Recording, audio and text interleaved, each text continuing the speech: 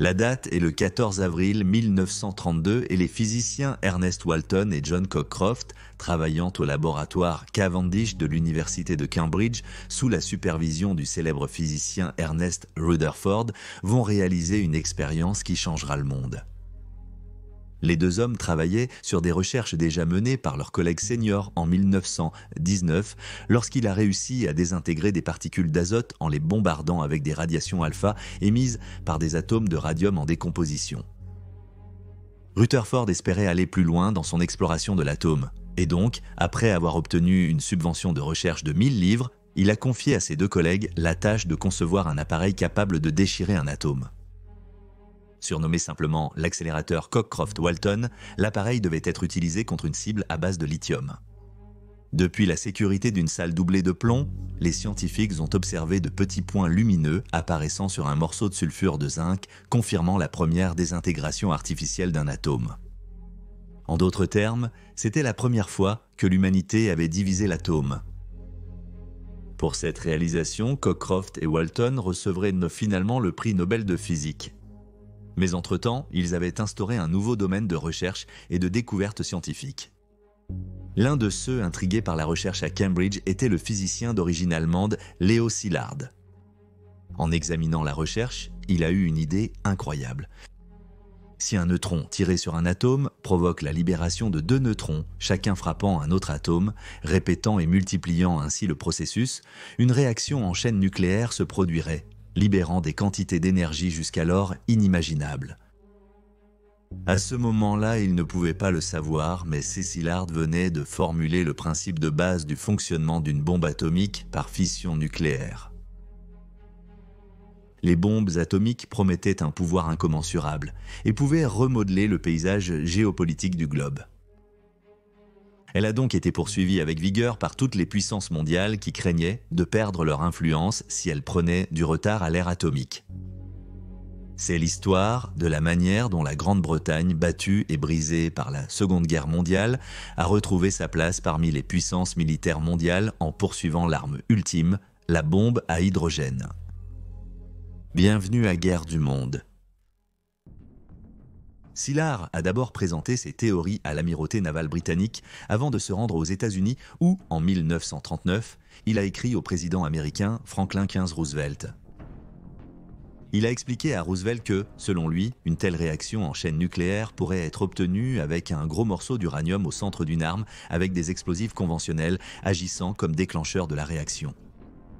Il a averti le président que si l'Amérique ne développait pas rapidement cette bombe à réaction en chaîne, alors sans aucun doute les esprits tordus des nazis, qui avaient balayé sa patrie, les devanceraient, et le résultat serait apocalyptique. Sa lettre a été co-signée par un autre célèbre scientifique né en Allemagne fuyant la tyrannie nazie, un certain Albert Einstein. Les États-Unis n'étaient pas le seul pays, à ce moment crucial de l'histoire, à avoir des scientifiques réfugiés allemands suggérant qu'une telle arme soit développée avant que les scientifiques d'Adolf Hitler n'en aient l'occasion. De retour en Grande-Bretagne, Otto Frisch et Rudi Pelleris ont présenté leur propre concept pour une bombe à réaction en chaîne. Leur timing était incroyablement fortuit, car il coïncidait avec la nomination d'un nouveau Premier ministre qui allait diriger la Grande-Bretagne à travers la tempête de la Nouvelle Guerre. Un qui avait déjà une compréhension aiguë du potentiel offert par l'énergie nucléaire. Le 10 mai 1940, Winston Spencer Churchill a succédé à Neville Chamberlain au numéro 10 Downing Street. Churchill était avant tout une figure controversée de la politique britannique. Adoré par certains, carrément révulsé par d'autres, sa carrière politique a été marquée par de grands sommets et de terribles faux pas, ce qui l'a amené à passer une grande partie de son temps, pendant les années d'entre-deux-guerres, en dehors de la politique directe, et à se tourner plutôt vers le journalisme. C'est en tant que journaliste qu'il a pris conscience du potentiel de la science atomique et qu'il a écrit et parlé longuement à son public, esquissant un avenir à l'ère atomique. Utilisant sa compréhension de la science et son nouveau pouvoir, Churchill a autorisé le début des travaux sur une bombe atomique, espérant qu'elle serait la première au monde. Trompeusement baptisé Tube Alloy, le projet qui impliquait des scientifiques britanniques, canadiens et réfugiés allemands, a étudié à la fois les armes atomiques et l'énergie atomique, et il était à un stade avancé de recherche au moment où les États-Unis sont entrés en guerre en décembre 1941. En plus des difficultés techniques qui accompagnent une telle entreprise scientifique, Tube a toujours été confronté à deux obstacles majeurs pour atteindre son objectif. Le premier était que la Grande-Bretagne, assiégée par les sous-marins et devant soutenir une guerre terrestre en Afrique du Nord et maintenant en Asie contre les Japonais, manquait des ressources que l'équipe impliquée aurait aimé avoir, car celles-ci étaient nécessaires pour maintenir l'effort de guerre ailleurs. Le second était qu'à la demande de Szilard et Einstein, entre autres, Roosevelt avait instauré un programme américain de bombes atomiques, et l'équipe américaine n'aimait pas la concurrence de l'autre côté de l'océan. Même Churchill a dû admettre cependant que deux projets séparés de bombes atomiques alliées étaient contre-productifs. En mettant en commun les ressources et les talents des deux équipes, une arme pourrait être développée beaucoup plus tôt et être utilisée pour accélérer la fin de la guerre. Ainsi, en août 1943, lors d'un sommet à Québec, Canada, Churchill a accepté, avec Roosevelt, de combiner les alliages de Tube avec le programme américain qui avait été surnommé le projet Manhattan. L'un de ceux envoyés du Royaume-Uni pour participer était William Penny, un génie mathématicien anglais et professeur de physique mathématique. Sa nomination à la tête de la délégation britannique du projet Manhattan avait en fait été contestée par la Royal Navy, qui le considérait comme trop précieux pour être perdu au profit des Yanks, en raison de ses contributions inestimables à la préparation du jour J. Mais les besoins du projet Manhattan étaient prioritaires. Malgré la réticence initiale de ses collègues américains à l'inclure lui et ses collègues anglo-canadiens, Penny a très rapidement gagné leur respect. Le directeur du projet Manhattan, le major général Leslie Groves Jr., a fait remarquer que Penny, avec Robert Oppenheimer, était l'un des scientifiques dont il cherchait le plus les opinions parce qu'elles étaient souvent les plus judicieuses. Avec l'expertise et la recherche britannique et canadienne, ajoutées au travail américain et allemand libre déjà entrepris, le projet Manhattan a progressé relativement rapidement. L'historien nucléaire, américain et auteur lauréat du prix Pulitzer Richard Rod a déclaré dans une interview avec la chaîne britannique Four en 1997 que sans l'apport britannique et par association canadien, tant sur le plan technique que politique, les États-Unis n'auraient peut-être pas continué le projet compte tenu des vastes ressources impliquées, ces dernières étant à peu près équivalentes à l'effort de mettre un homme sur la Lune. Juste 2 décennies plus tard, cependant, malgré cette étroite coopération, l'équipe américaine a pris soin de n'impliquer leurs collègues étrangers que dans des tâches et des devoirs spécifiques, ce qui signifie que même Penny n'avait pas une image globale claire de la tâche qui était entreprise. Ainsi, lorsque le 16 juillet 1945, le projet a réalisé le premier essai de bombe atomique de l'histoire. Au site d'essai Trinity au Nouveau-Mexique, l'équipe britannique n'était pas tout à fait sûre de son fonctionnement, seulement des parties dont ils avaient une connaissance théorique ou sur lesquelles ils avaient travaillé personnellement. Ils supposaient qu'avec le temps, ils finiraient par être mis au courant des secrets restants. Après tout, ils avaient remis de bonne foi leurs recherches et connaissances, espérant en partager les fruits. Cependant, ils allaient être rudement surpris. Après les bombardements atomiques d'Hiroshima et de Nagasaki un mois plus tard, les décideurs politiques américains se sont livrés à une petite révision de l'histoire. La bombe atomique est devenue une arme toute américaine et en tant que telle, dans le monde d'après-guerre, ils ont cherché à établir un monopole sur l'armement nucléaire. Lorsqu'un transfuge soviétique a impliqué un certain nombre de scientifiques et britanniques et canadiens dans des aspirations concernant le passage de secrets atomiques à Moscou au début de 1946, et les Américains ont encore plus étroitement gardé leurs secrets de superarmes. Moins d'1 an après la fin de la guerre, les États-Unis ont signé la loi McMahon qui interdisait le partage de secrets nucléaires, même avec la Grande-Bretagne, et suspendait toute coopération ultérieure. Penny et son équipe sont donc rentrés en Grande-Bretagne, se sentant plus qu'un peu trompés, mais ils n'étaient pas les seuls.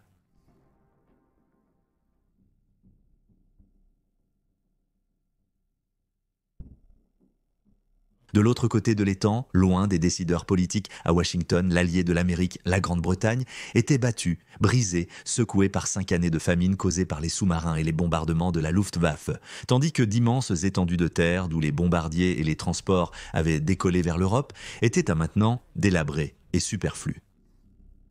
Toujours une puissance impériale, la nouvelle Grande-Bretagne d'après-guerre semblait avoir peu de choses à célébrer, car même l'Empire, autrefois apparemment immortel, était lentement démantelé alors que les colonies devenaient indépendantes ou se transformaient en Commonwealth. Dans ce contexte, le fait que les États-Unis retiennent leur part du programme de la bombe atomique était encore plus douloureux. Alors que leur puissance économique et impériale diminuait, être une puissance nucléaire semblait offrir un substitut idéal et permettrait à Londres de maintenir son influence sur la scène mondiale.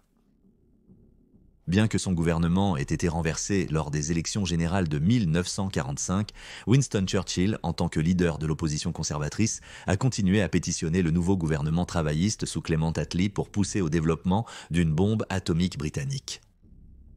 Naturellement, bien sûr, les États-Unis étaient opposés à ce mouvement et ont tenté de dissuader Attlee, promettant que les armes atomiques américaines seraient utilisées pour protéger la Grande-Bretagne, sinon directement dans une troisième guerre mondiale avec l'Union soviétique, alors par procuration, alors que les États-Unis se protégeaient en détruisant la menace rouge grandissante.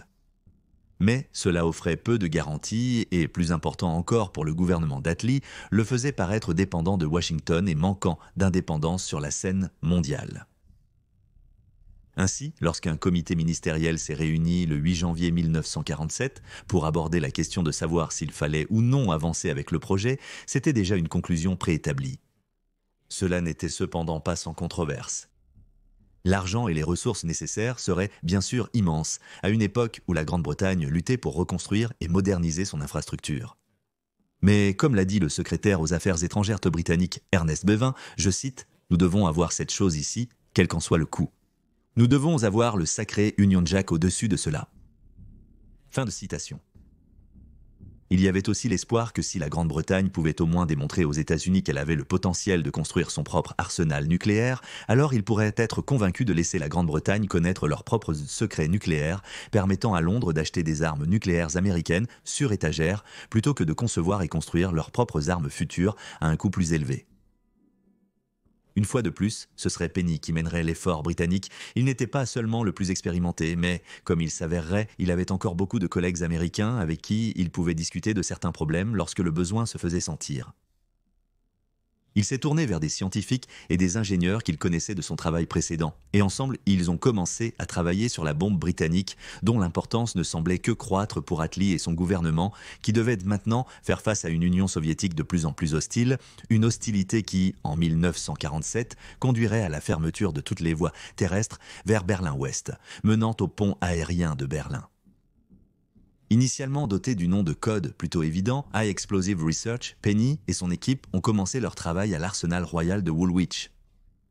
Mais très rapidement, il est devenu évident qu'un site plus grand était nécessaire. Et donc, en 1948, il a été déplacé vers une ancienne base de la Royal Air Force à Royal Air Force Aldermaston, tandis que la production du plutonium pour le noyau de la bombe était entreprise à l'installation de Windscale sur la côte de Cumbria. En plus des problèmes techniques, l'effort britannique a été entravé par des interférences politiques et bureaucratiques, mais d'une manière ou d'une autre, Penny a avancé. Puis est venue la nouvelle que tout le monde à l'Ouest craignait le plus.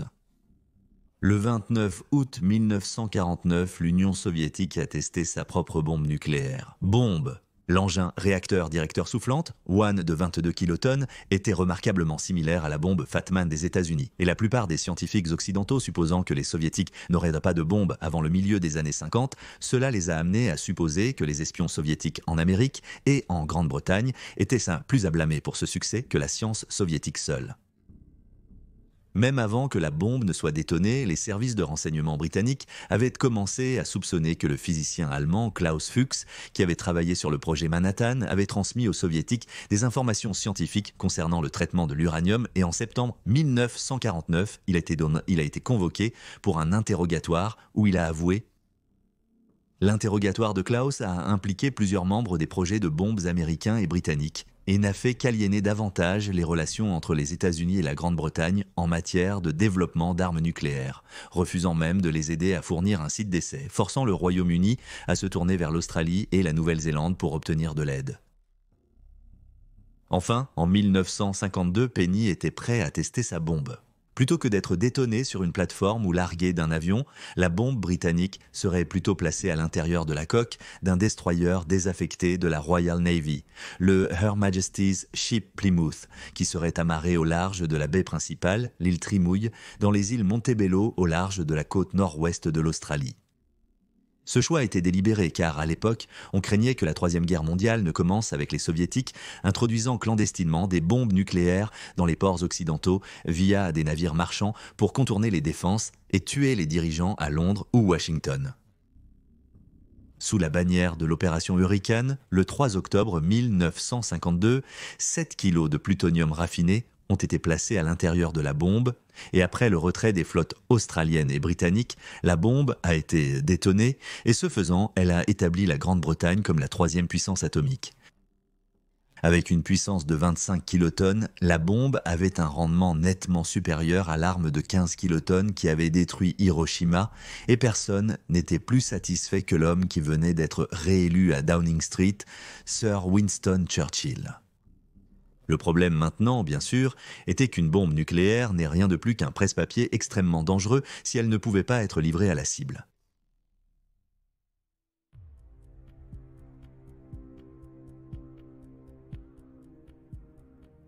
Dans l'immédiat après-guerre, le Bomber Command de la Royal Air Force s'est retrouvé avec un surplus d'avions pour remplir sa mission principale de bombardement stratégique grâce au vaste programme de fabrication d'avions britanniques pendant la guerre. Initialement, l'emblématique Avro Lancaster de guerre a brièvement servi comme le principal type de bombardier jusqu'à ce qu'il soit supplanté par une variante fortement améliorée surnommée l'Avro Lincoln. Il y avait juste un problème. Ces avions avaient été rendus désespérément obsolètes par l'avènement des chasseurs à réaction et les améliorations de la technologie radar qui les guiderait vers les bombardiers. Une grâce salvatrice pour le commandement est arrivée en 1949 sous la forme du magnifiquement classique bombardier à réaction bimoteur English Electric Canberra. Cet avion connaîtrait une carrière extraordinairement réussie, servant dans divers rôles jusqu'au XXIe siècle, et ses performances, pour l'époque, étaient telles que même l'United States Air Force mettrait en service une version américanisée, construite par la Martin Aircraft Company et désignée comme le B-57. Le bombardier de classe moyenne de la Royal Air Force n'avait pas la portée et la charge de guerre suffisante pour accomplir la mission de bombardier stratégique. Par désespoir, le ministère britannique de l'air a été contraint de se tourner vers les États-Unis à la recherche d'un avion pour remplacer les Lincoln dans l'intervalle, tout en émettant une exigence pour une nouvelle génération de bombardiers à réaction haute performance, capables de transporter les lourdes armes nucléaires britanniques de première génération. Comme la Grande-Bretagne, les États-Unis disposaient d'un surplus d'avions disponibles, le plus notable étant le Boeing B-29 Super Fortress, sans doute le meilleur bombardier de la guerre, et l'avion même qui avait marqué l'histoire en larguant les bombes atomiques sur Hiroshima et Nagasaki. La Royal Air Force a prêté 87 B-29 qui ont dû être remis en état de fonctionnement après avoir été stockés pendant plusieurs années avant leur livraison en 1951. Dans le service de la Royal Air Force, l'avion était connu sous le nom de Washington Bion, mais alors que le B-29 est rappelé avec beaucoup d'affection dans les cercles américains, dans la Royal Air Force, le Washington est tout sauf rappelé avec affection. Bien qu'il offrait de meilleures performances que le Lincoln, il était également à la limite de l'obsolescence, comme cela allait bientôt être dramatiquement prouvé dans le ciel de Corée, où les B-29 américains étaient décimés par les chasseurs à réaction MiG-15 fabriqués par les soviétiques.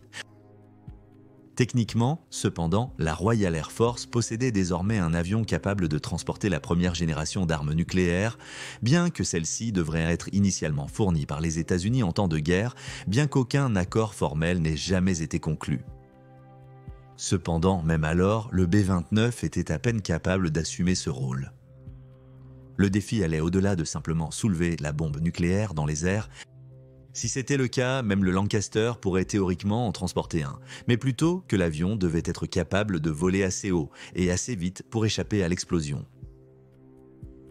Les avions utilisés pour attaquer Hiroshima et Nagasaki ont dû être dépouillés de autant de pièces que possible pour alléger leur poids afin qu'ils puissent augmenter leur vitesse et leur altitude après avoir largué leur charge mortelle.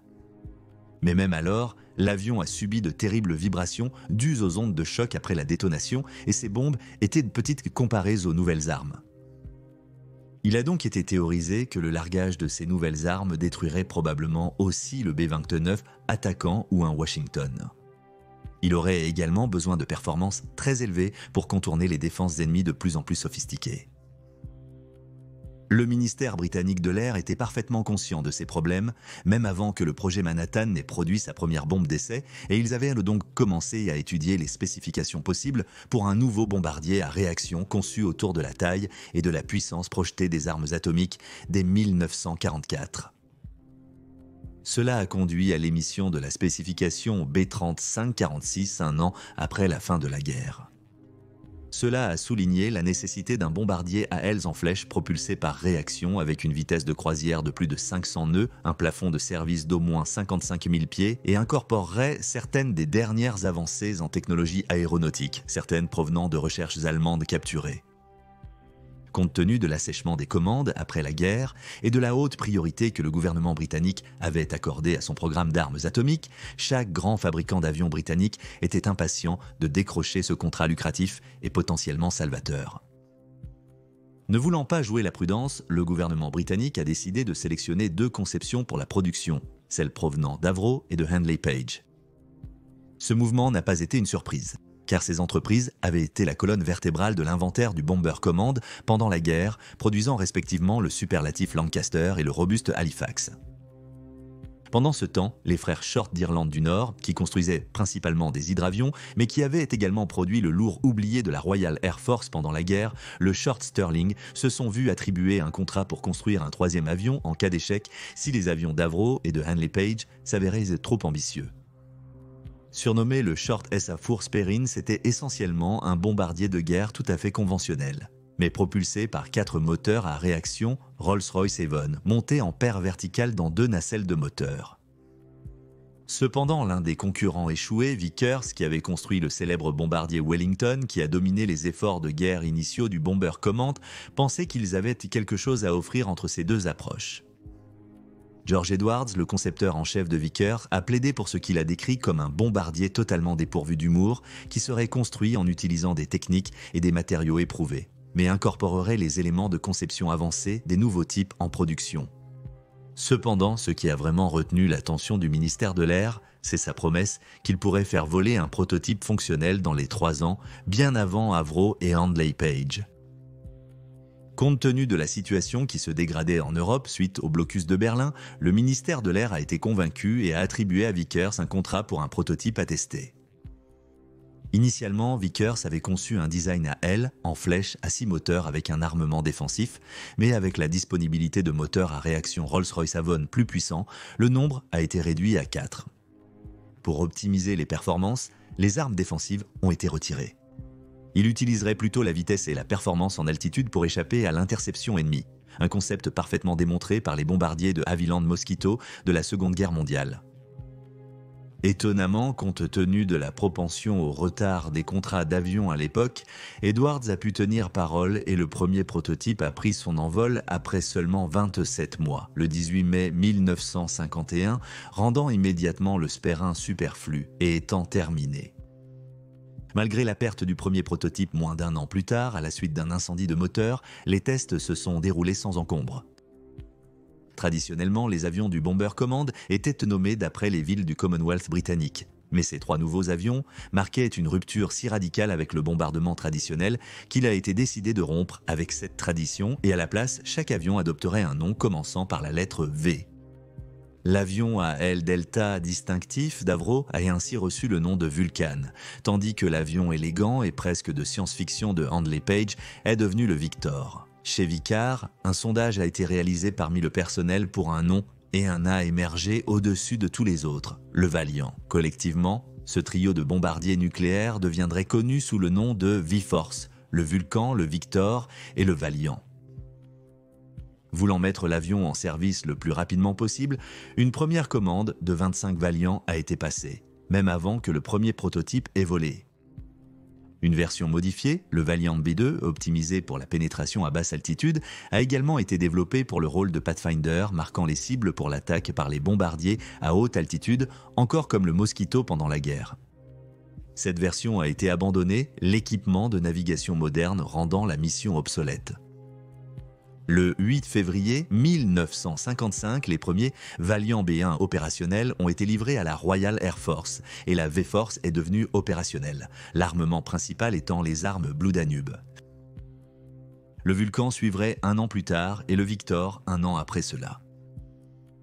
Bien que moins avancé que les avions ultérieurs, le Valiant a impressionné beaucoup de monde, y compris les United States Air Force, qui a pu observer ses performances dominance de première main lors des compétitions de bombardement organisées par le Strategic Air Command, ce qui a ravi les politiciens britanniques essayant de prouver la valeur de la Grande-Bretagne à leur allié toujours réticent.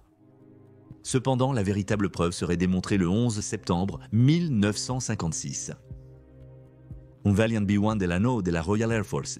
Le 49e escadron de la Royal Air Force sous les ordres d'Edwin Flavell a été chargé du premier largage en direct d'une arme nucléaire britannique depuis un avion britannique. Le largage aérien était l'un des 3 essais nucléaires effectués à Maralinga en 1956, dans le cadre de l'opération Buffalo, et a été de loin le test le plus difficile, avec un certain nombre de préoccupations soulevées qui ont conduit à une réduction significative de la puissance de l'arme Blue Danube à seulement 3 kilotonnes. Guidé et largué par le viseur de bombe du Valiant, le lieutenant de vol Eric Stacy, la bombe est tombée à environ 91 mètres à gauche et 55 mètres avant la cible, détonnant à une hauteur de 150 mètres, soit 490 pieds à 1527 heures. Pour un bombardement nucléaire, c'était très précis. 2 nuages se sont alors formés, un à basse altitude à environ 2100 mètres, soit 7000 pieds, et plus tard, un nuage à haute altitude à 3700 mètres, soit 12 000 pieds. Il a été découvert plus tard que ces nuages avaient déposé des retombées radioactives sur des régions peuplées du sud-ouest de l'Australie, bien que les niveaux aient été jugés négligeables et que Flavell et Stacy aient été décorés de la Croix de l'Air Force dans la liste des honneurs du Nouvel An de 1957. La Grande-Bretagne était désormais certifiée comme une puissance armée et capable nucléaire. Cependant, les espoirs d'une coopération nucléaire renouvelée ont été durement touchés moins de 3 semaines plus tard par le débâcle de la crise de Suez. Il s'agissait d'une campagne militaire concoctée par la Grande-Bretagne, la France et Israël contre l'Égypte, dans le but de sécuriser le canal de Suez pour les 2 puissances européennes après que l'Égypte a nationalisé son fonctionnement. Des Valiants ont même largué des bombes conventionnelles sur des aérodromes égyptiens, avec des résultats peu éblouissants. Cette entreprise a été réalisée sans consultation des États-Unis, laissant le président Quinz Eisenhower furieux, non seulement d'avoir été trompé par 2 de ses principaux alliés en Europe, mais aussi parce que l'opération détournait l'attention des événements en Hongrie, où un soulèvement à Budapest contre le gouvernement pro-soviétique était brutalement réprimé par les chars de l'armée rouge. Sous la pression politique et même économique de Washington, la Grande-Bretagne et la France ont été contraintes de se retirer malgré la défaite militaire des forces égyptiennes dans la zone du canal. La crise de Suez a été une leçon sobre pour la Grande-Bretagne qui, dans le monde d'après-guerre, n'avait d'autre choix que d'être une Athènes à la Rome de l'Amérique. La sécurisation de la coopération nucléaire était désormais plus importante que jamais, mais la Grande-Bretagne devait encore prouver qu'au lieu d'être un fardeau pour le programme d'armes nucléaires américain, elle pourrait plutôt être un atout clé.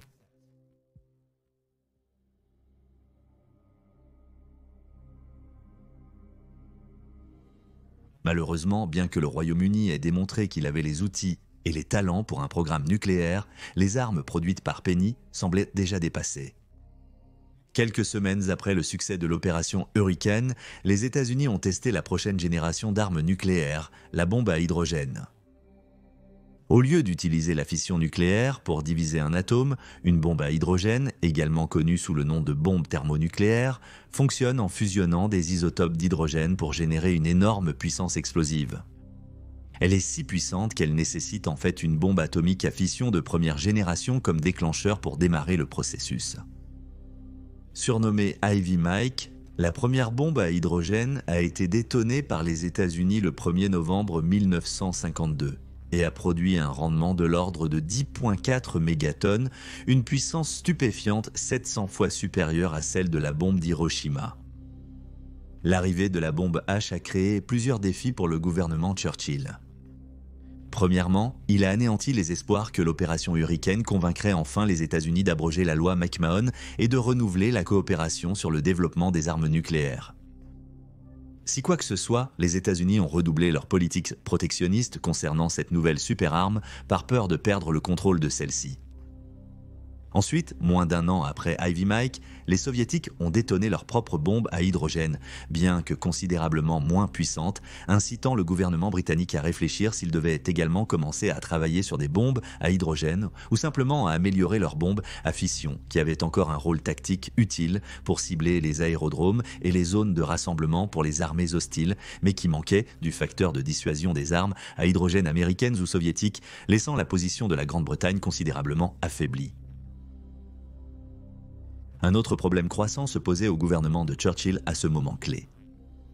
Le monde prenait de plus en plus conscience des dangers des armes nucléaires et par conséquent, il y avait un appel croissant pour une interdiction internationale des essais atmosphériques de telles armes. Aux États-Unis, cette interdiction convenait en fait à l'administration Eisenhower qui avait déjà le savoir-faire pour les armes thermonucléaires et voyait l'interdiction comme un moyen de freiner le développement soviétique, bien qu'elle fasse également de même pour le projet britannique.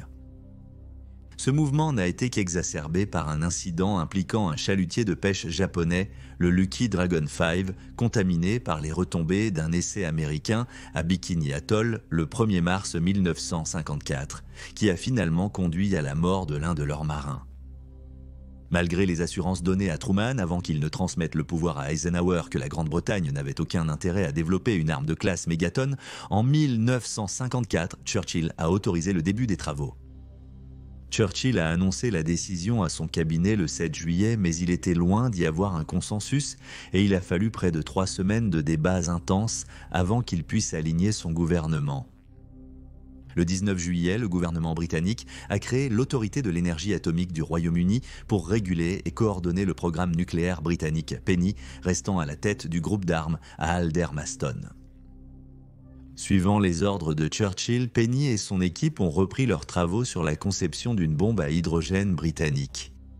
En même temps, des travaux ont été entrepris pour augmenter le rendement et l'efficacité des bombes atomiques de britanniques existantes, conduisant à une série de tests baptisés Opération Mosaïque qui a eu lieu au large de la côte de l'Australie dans les îles Montebello.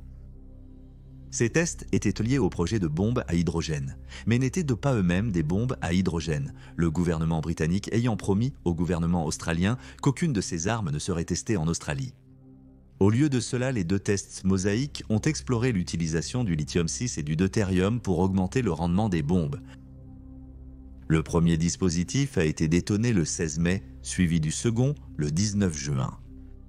L'arme suivante avait un rendement de l'ordre de 60 kilotonnes, ce qui en fait l'arme la plus puissante jamais testée sur le sol australien. En même temps, le constructeur d'avions Avro développait un missile lancé par avion pour transporter les futures têtes nucléaires britanniques vers leurs cibles à longue distance et à très grande vitesse.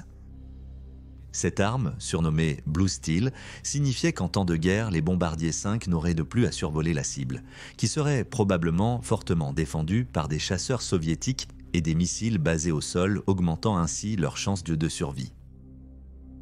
Étant plus petit et nettement plus rapide que les bombardiers, Blue Steel avait également une plus grande probabilité de franchir les défenses soviétiques. Il semblait au milieu des années 50 que la technologie des armes nucléaires britanniques était prête à rivaliser avec celle des États-Unis ou des Soviétiques. Ils devaient simplement prouver qu'ils pouvaient faire exploser avec succès une bombe à hydrogène et ils seraient alors à nouveau à égalité.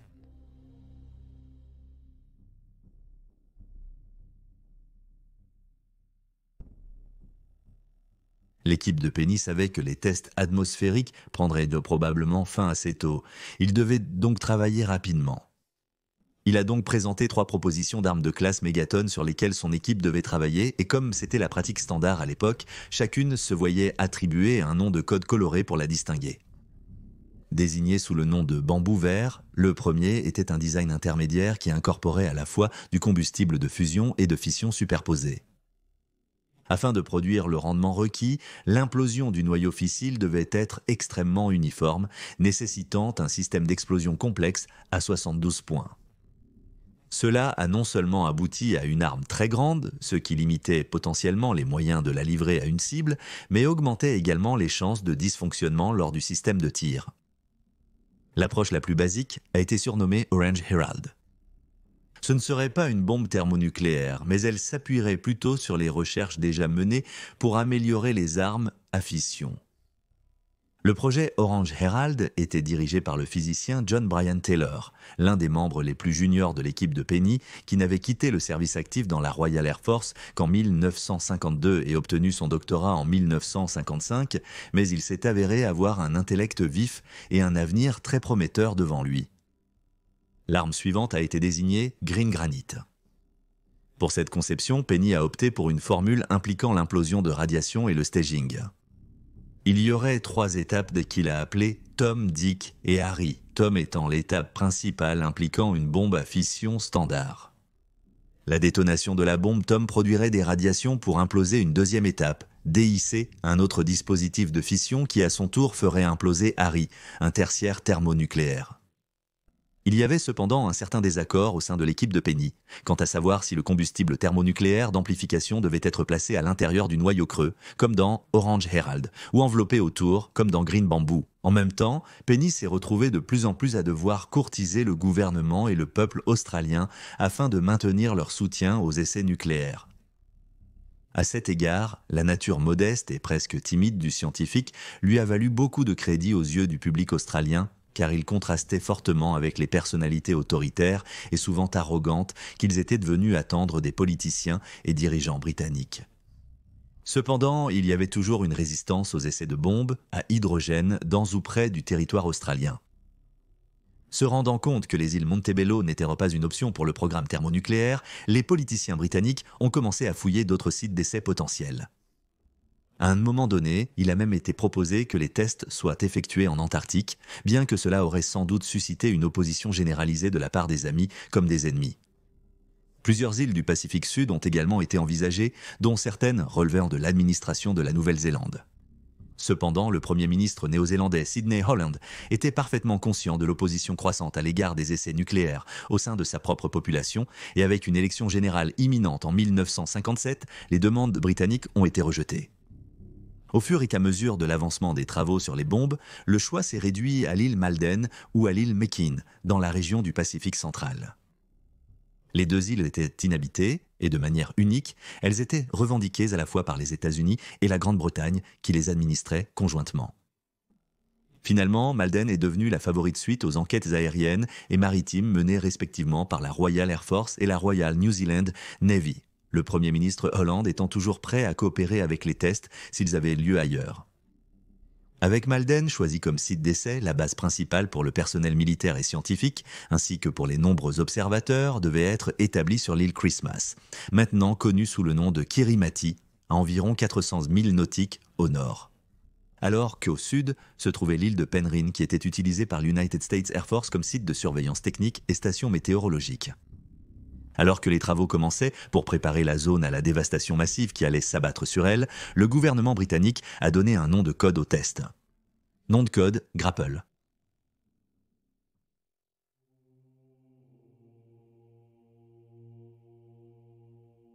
Quatre vaillants bombardiers et leurs équipages ont été déployés lors de l'exercice.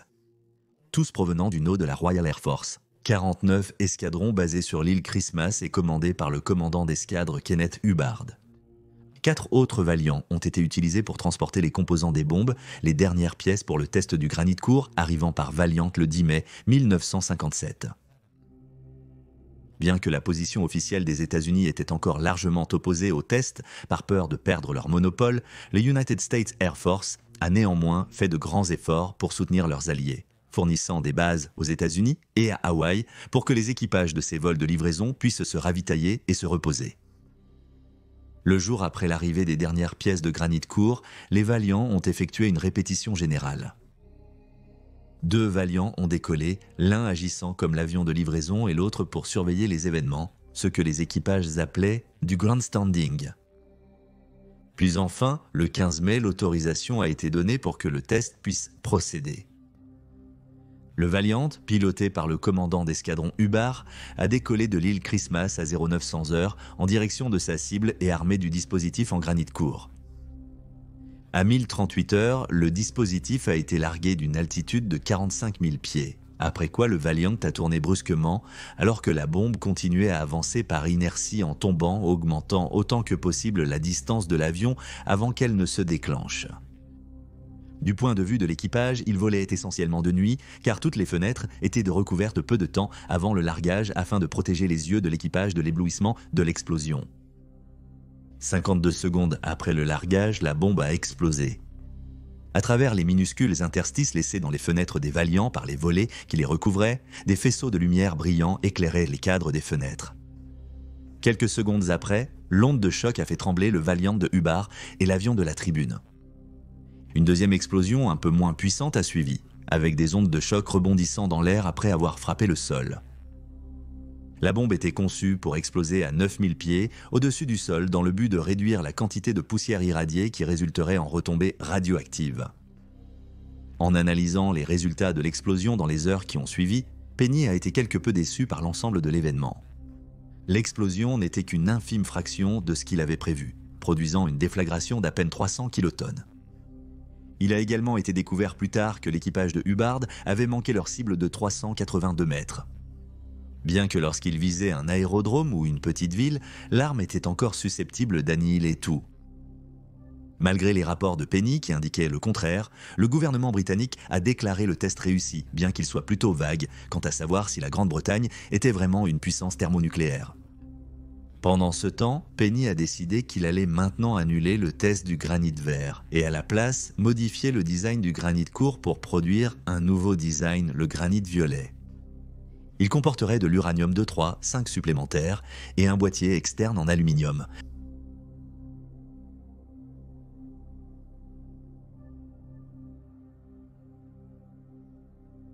Pendant ce temps, le deuxième test impliquant l'appareil Orange Herald a eu lieu le 31 mai et s'est avéré mouvementé pour le moins qu'on puisse dire.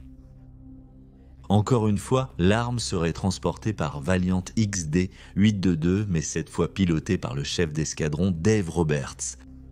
Le vol jusqu'au point de livraison s'est déroulé sans incident, et à 1044 heures, l'appareil Orange Herald a été libéré de la soute à bombe du Valiant. Alors que l'arme tombait, Roberts a entamé le virage standard de 60 degrés pour échapper à la pleine fureur de l'explosion. Une telle manœuvre effectuée uniquement sur instrument repose sur un dispositif connu sous le nom d'accéléromètre électrique, qui donne au pilote des informations sur sa vitesse de déplacement. Malheureusement, ce dispositif sensible a échoué, et par conséquent, Roberts et son équipage se sont rapidement retrouvés au bord d'un décrochage en essayant de dégager la zone d'explosion prévue. Recourant rapidement à une sauvegarde mécanique loin d'être idéale et utilisant toute son habileté de pilote, Roberts a réussi à sortir l'avion du décrochage et à s'échapper à une distance sûre alors que l'arme à fission boostée détonnait. Malgré les affirmations répétées du gouvernement britannique, il ne s'agissait pas d'une arme thermonucléaire. La vérité ne serait révélée que dans les années 1990. Malgré tout, les recherches sur l'amélioration des armes à fission avaient été fructueuses. Orange Herald a explosé avec un rendement d'au moins 720 kilotonnes, bien que certaines estimations le situent plus près de 800. Cela reste la plus grande détonation d'une arme nucléaire à un seul étage de l'histoire. Si tout le reste échouait, au moins l'armée britannique savait qu'elle avait une arme destructrice de ville, bien que rudimentaire, à sa disposition. Cependant, sa rudesse avait un coût et nécessitait une grande quantité de matériaux fissiles coûteux.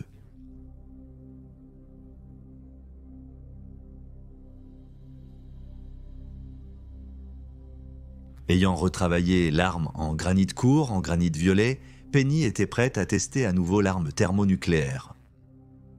Le 19 juin 1957, un autre Valiant décolla pour la zone de test, cette fois piloté par le chef d'escadron Arthur Steele. D'un point de vue opérationnel, le test a été entrepris de manière exemplaire, tout fonctionnant comme prévu, sauf pour un fait important. Le rendement de la bombe s'est avéré décevant, à 200 kilotonnes, ce qui signifie que malgré les modifications de Penny, l'arme était en réalité plus faible que la première bombe. Cela a été extrêmement frustrant pour tous les concernés et bien que le gouvernement britannique ait une fois de plus annoncé au monde qu'il était une puissance thermonucléaire, ce qui était techniquement vrai, le fait est qu'à part le dispositif Orange Herald, encombrant et coûteux, la Grande-Bretagne manquait toujours d'une arme de fusion efficace et surtout puissante pour mériter sa place au sommet des puissances nucléaires. Il était évident que d'autres tests seraient nécessaires pour perfectionner la formule, et l'urgence se faisait sentir car l'interdiction attendue des essais atmosphériques se rapprochait de jour en jour. De retour à Aldermaston, l'équipe s'est mise au travail sur leur conception. La partie de fission de l'arme a été considérablement augmentée en puissance à 45 kilotonnes grâce à un noyau composite d'uranium-235 et de plutonium, et la construction de l'arme a été grandement simplifiée dans l'espoir que c'était la complexité des armes précédentes qui contribuait à ces mauvaises performances. En octobre 1957, les armes ont été expédiées vers la zone de test qui avait maintenant été déplacée à un point au large de l'île Christmas en raison de la redistribution d'une grande partie des ressources prévues pour les tests précédents. Cela a entraîné un effort de construction rapide pour offrir à l'aérodrome et aux positions d'observation une protection adéquate contre l'explosion, qui devait finalement atteindre 1 mégatonne classement à Senod.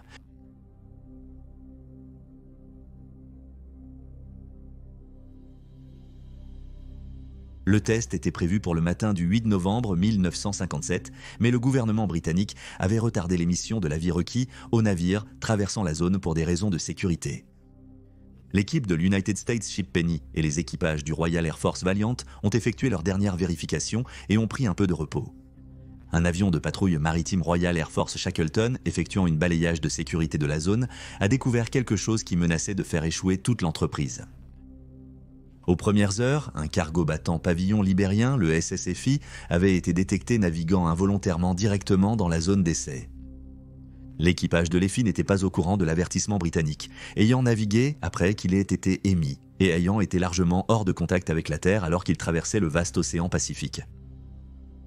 L'équipage du Shackleton a essayé de contacter l'EFI par radio, mais il semblait que la plupart de l'équipage dormait et que la salle de radio était laissée sans surveillance.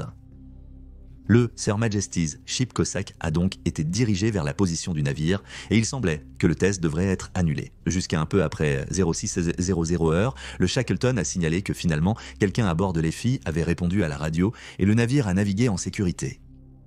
Cette fois, les médias n'ont pas été invités au test, mais il y avait 2 observateurs américains sous la forme de l'amiral de la marine américaine général de service Patrick, le directeur de la division de l'énergie atomique au bureau du chef des opérations navales, et le général de brigade de l'armée de l'air américaine John W. White, le chef adjoint du projet d'armes spéciales des forces armées.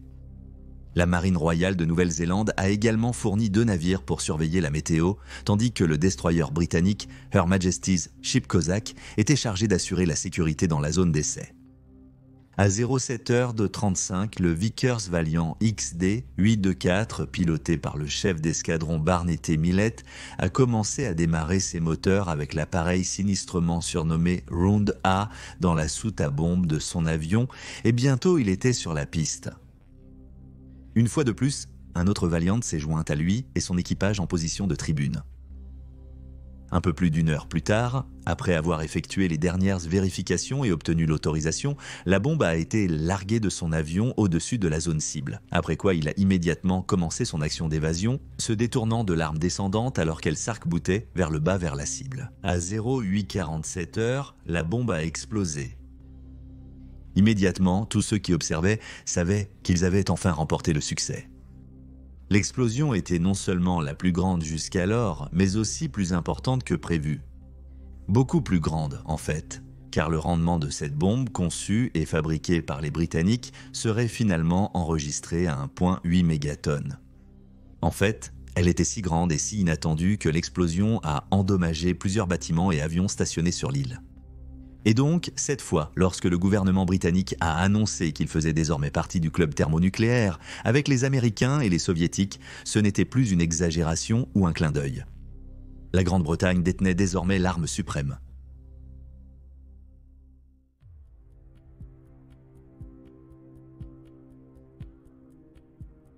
Cinq mois plus tard, la Grande-Bretagne a testé sa plus grosse bombe de tous les temps. Le 28 avril 1958, l'engin Grapple Eagles a produit une explosion de 3 mégatonnes au large de l'île Christmas. 4 autres tests seraient effectués tout au long de 1958, à la conclusion desquels le président Quinz Eisenhower a approuvé une interdiction des essais atmosphériques qui, de manière importante pour le programme britannique, a également été approuvée par le nouveau gouvernement travailliste néo-zélandais sous Walter Nash. Cependant, à ce moment-là, Grapple avait atteint son but principal. Ils avaient réussi à démontrer aux États-Unis qu'il n'était pas nécessaire de retenir les secrets nucléaires du Royaume-Uni, puisque le Royaume-Uni pouvait faire cavalier seul. En associant cela à l'alarme causée par le lancement du premier satellite dans l'espace par les soviétiques, cela a convaincu le gouvernement des États-Unis sous Eisenhower de faire une exception dans le cas du Royaume-Uni en ce qui concerne le partage des secrets nucléaires, et cela a conduit à l'accord de défense mutuelle États-Unis-Royaume-Uni de 1958. Cela a commencé à un niveau de coopération dans le développement nucléaire jamais vu depuis le projet Manhattan et a permis à l'armée britannique d'acheter des armes ou des conceptions américaines sur étagère. Le missile Blue Steel, par exemple, qui était destiné à donner aux bombardiers 5 la capacité de lancer leurs armes nucléaires loin de la zone cible fortement défendue, est entré en service en 1963, emballant une version britannique de la tête nucléaire américaine W5 Incheon qui avait un rendement prévu de près d'1,5 mégatonnes. Cependant, le bombardier sans humour qui était le Valiant, qui avait été si instrumental dans la réussite de Grapple, n'emploierait pas cette arme car sa carrière serait plutôt courte. Au début des années 1960, une poignée d'avions espions U-2 exploités par la CIA et les Taïwanais ont été abattus par des missiles solaires soviétiques. Ils volaient souvent plus haut que les altitudes maximales des bombardiers de la Force 5. Cela a forcé les flottes de bombardiers de la Royal Air Force et de l'United States Air Force à devoir descendre bas pour essayer de se cacher des radars soviétiques lorsqu'ils étaient à portée de leurs armes. C'était désastreux pour le Valiant car les manœuvres serrées dans l'air plus dense à bas niveau mettaient une pression incroyable sur les structures, réduisant rapidement leur durée de vie. Ils ont terminé leur jour dans le rôle vital mais sous-estimé de tankers fournissant du carburant pour les chasseurs et les bombardiers afin d'étendre leur portée. De plus, de nouvelles avancées dans la technologie des fusées soviétiques ont incité à la fois les États-Unis et le Royaume-Uni à poursuivre leur propre programme de missiles qui semblèrent prêts à supplanter les bombardiers comme principal moyen de livraison de la dissuasion nucléaire. Pour garantir encore plus leur efficacité, ils devaient être placés à l'intérieur de sous-marins, ce qui a conduit au système de missiles balistiques intercontinentaux Polaris, qui servirait à la fois dans les sous-marins nucléaires britanniques et américains, protégeant à la fois les deux pays, et l'alliance militaire de l'OTAN d'une attaque surprise soviétique. Cette coopération était néanmoins controversée. Un allié majeur des deux pays, la France, n'était pas contente d'être effectivement exclue de cet accord et estimait qu'elle méritait le même traitement que le Royaume-Uni. Cela a incité la France à faire cavalier seul, devenant une puissance nucléaire indépendante en 1960 et continuant à maintenir une force de sous-marins à missiles balistiques nucléaires jusqu'à ce jour, mais déployant des armes françaises. Au cours des décennies qui ont suivi, peu de pays ont bénéficié d'une amitié militaire aussi étroite que les États-Unis et le Royaume-Uni. Mais certains ont soutenu que cela a été au détriment de l'indépendance de ce dernier, le Royaume-Uni comptant trop sur la possibilité d'acheter simplement des armes nucléaires plutôt que de développer les siennes. Cela a été particulièrement important à l'époque de la deuxième administration Trump à Washington et de leur politique ultra-protectionniste, ce qui a soulevé des questions sur l'avenir de cette coopération et sur la question de savoir si la Grande-Bretagne devrait une fois de plus développer ses propres armes nucléaires ou se retirer complètement du jeu nucléaire. Au-dessus de ce débat plane la retombée littérale de la lutte. À ce jour, les militaires australiens, britanniques, canadiens et néo-zélandais, ou leurs familles survivantes, continuent de se battre pour la reconnaissance et l'indemnisation des conditions médicales causées par les tests. Ces efforts servent à nous rappeler, à tous, que ces armes sont plus que de simples explosifs puissants qui peuvent être utilisés une fois et oubliés. Ils nous rappellent que la raison pour laquelle ces armes sont si terribles est que, contrairement aux armes conventionnelles, nous sommes, en tant qu'espèce, forcés de vivre avec les conséquences de leur utilisation pendant des décennies, peut-être même des siècles à venir. Et c'est la force destructrice écrasante de ces armes et la dégradation continue qu'elles provoquent qui fait de la bombe atomique un dissuasif si redoutable. Merci d'avoir regardé.